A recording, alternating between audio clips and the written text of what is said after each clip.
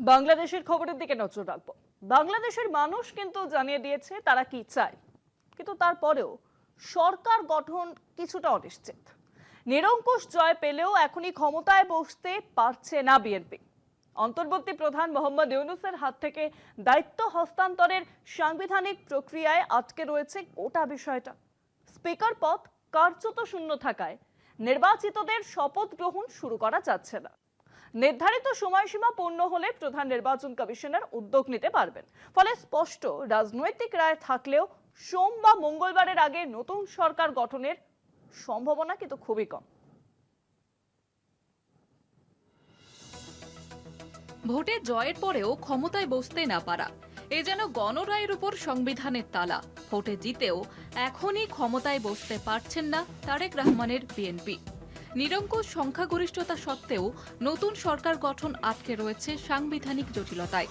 অন্তর্বর্তী সরকারের প্রধান মোহাম্মদ ইউনূসের হাত থেকে ক্ষমতা হস্তান্তর সোমবার বা মঙ্গলবারের আগে সম্ভব নয় বলেই জানা যাচ্ছে। ত্রয়োদশ সাধারণ নির্বাচনে ৩০০টির মধ্যে ২৯৯টি আসনে ভোট হয়।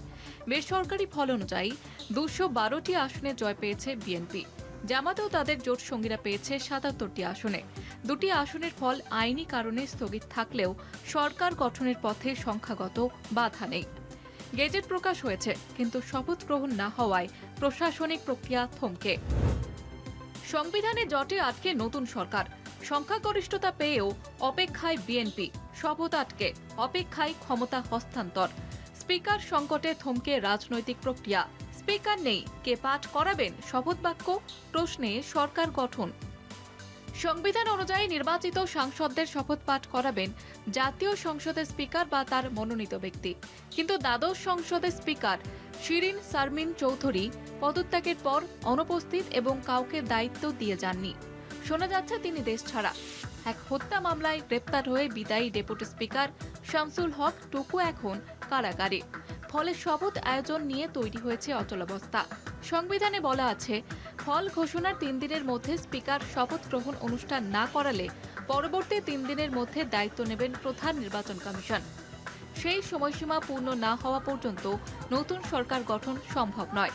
বাংলাদেশের এক সংবাদ মাধ্যম ইউনূসের দপ্তরের সূত্র উল্লেখ করে জানিয়েছেন, আগামী সোমবার বা মঙ্গলবার নতুন সরকার গঠিত হতে পারে। সংসদের সদস্যরা যেদিন শপথ নেবেন সেদিনই নতুন প্রধানমন্ত্রী এবং তার মন্ত্রিসভার সদস্যরাও শপথ নিতে পারবেন। সাংসদদের শপথ পাঠ করাতে পারেন দেশের প্রধান নির্বাচন কমিশনার এএমএম নাসির উদ্দিন। ফলে রাজনৈতিকভাবে স্পষ্ট, জয়ী হলেও অপেক্ষা করতে হবে তারেক রহমানকে। অপেক্ষা অনিবার্য। সাংবিধানিক পথ মেনেই ক্ষমতা হস্তান্তর, আপাতত সেটাই একমাত্র রাস্তা। কলকাতা টিভি।